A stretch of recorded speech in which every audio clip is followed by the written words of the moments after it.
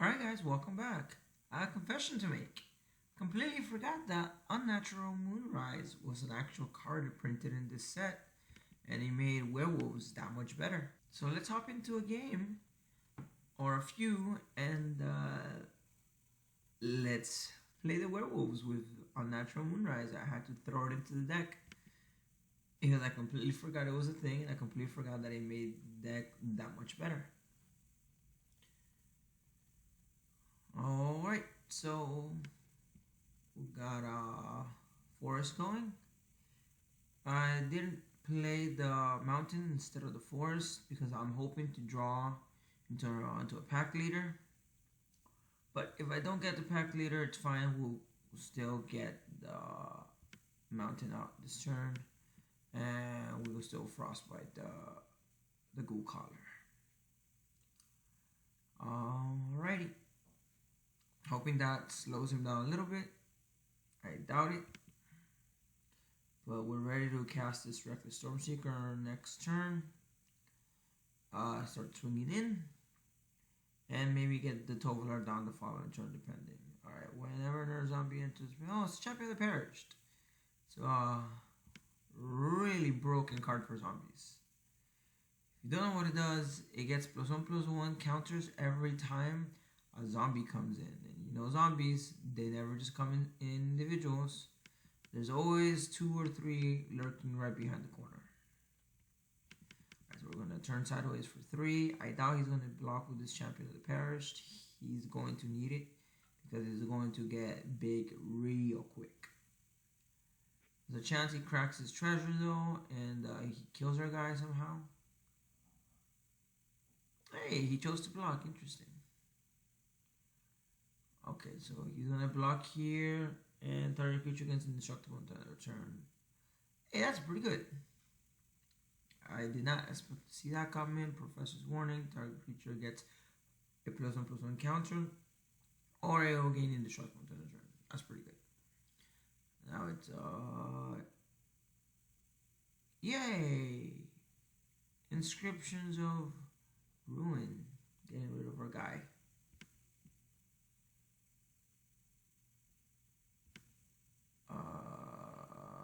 Now we're gonna Tovolar. I thought about the Ranger class, but we'll Ranger class next turn. I want to get the Tovolar out this turn so that way I can swing with it on my next turn. Rather swim with a 3/3 and or potentially a 4/4 than I would with just a 2/2. Enchant creature. Enchant creature has whenever another creature dies, put a +1/+1 enchant creature. When enchanted creature dies, look at top X cards of your library where X is the power of... X is its power. Put one of the chosen cards into your hand, the rest of the library in random order. Cool. Alright, we're going to shock this Champion of the Perished before he gets any bigger. And then we're going to Unnatural Moonrise.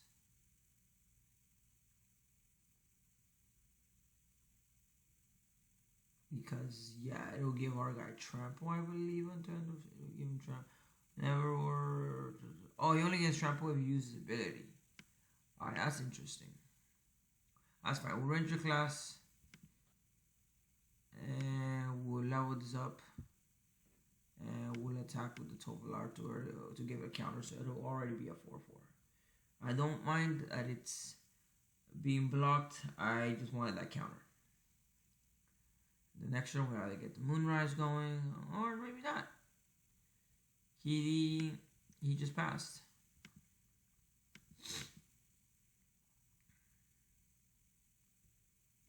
So we're going to put the counter on him.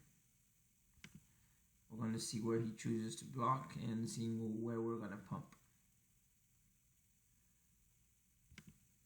Alright, we're going to activate his ability. We're going to... 2, 3, we can do 4, I believe. 1, 2, 3, 4. And you know what? As the saying goes, don't put your eggs in the same basket. Because if he dies and we end up not having spread out our counters, then we're stuck with just a 2/2.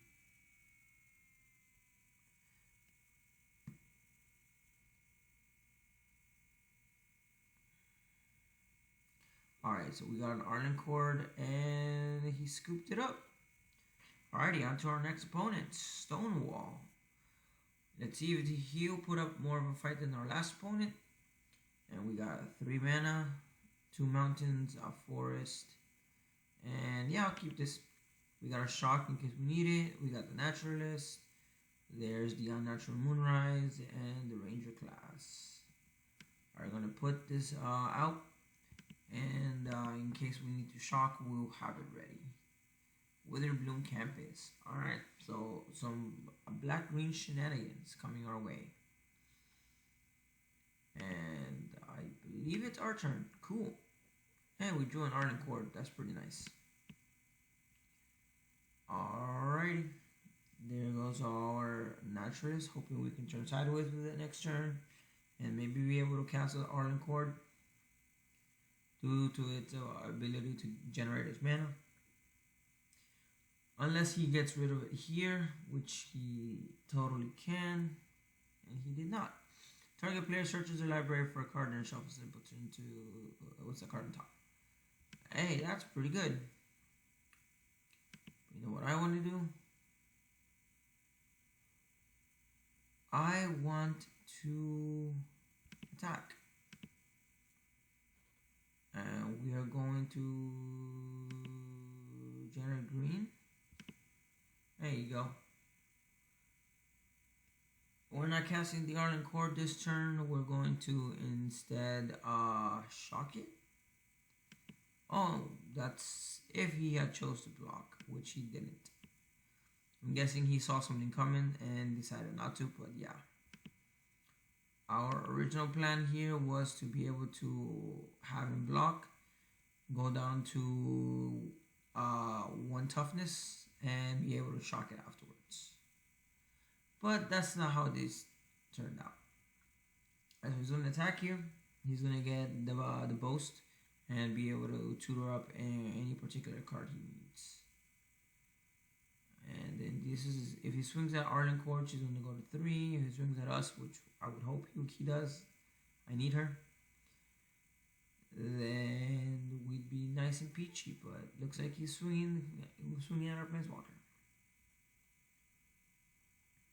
Alright, so he's going to use the ability. He's going to put a card on top of his library.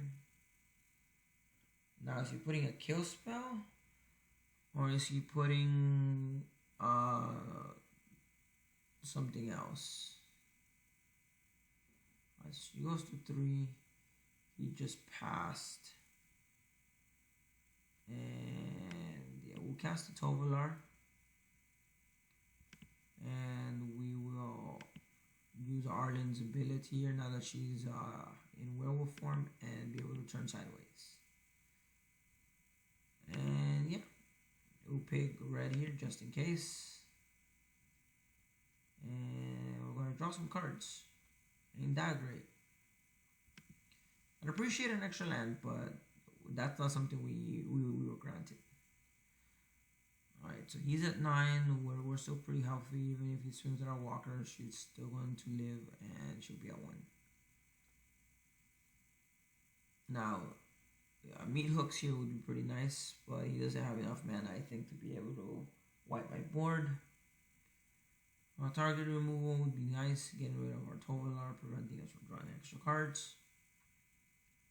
There we see that boast trigger again, grabbing himself another card, and either he draws it this turn or he's able to draw it next turn. But we have a 5/5 blocker, and his creature's gonna die. So is ours, which is perfectly fine, preventing him from being able to draw out more cards. Alright, so we're going to 0 this, and we're going to swing, and yeah, 6, 8, 9, this should be lethal. And there we go, we got game 2 as well. Nice. Alrighty, our next opponent is Seawat. Alrighty, we're not keeping this, we need a forest. And we got ourselves a forest. So what do we'll put this frostbite back. drop a forest, and the next turn we can drop this pathway. Or if we get the pack leader, we'll drop another forest and we'll play our pack leader. Alrighty, we see Spirit Dog. When one or more cards are put into exile during your turn, put a personal counter on him, and this ability triggered only once each turn. Alright, cool. So we'll get our Naturalist going. And then next turn we'll get our Stormseeker, and we'll be able to attack for 3, 4, 5. Potentially. And there goes the Lunar Aspirant, probably putting a counter on his Spirit Dog. He's going to obviously pass here. And I want to play this, but instead we're going to I want to kill a Spirit Dog, but I know the right play would probably be this. Ooh, decisions.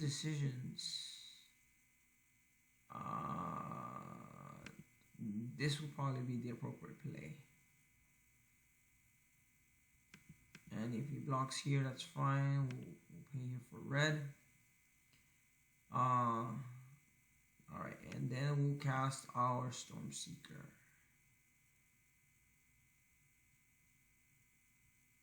To be fair, we probably did this in reverse. Now that I'm thinking about it, we could have summoned the Stormseeker regardless on the swing, gone red mana, and then killed his Aspirant. But it is what it is, guys. His Spirit Dog is now at 3/3, and he got a Sun Gold Sentinel. Pretty nice. Alright, so we're gonna forcefully turn this into night, and we're gonna put a +1/+0 until end of turn, and we're gonna do that.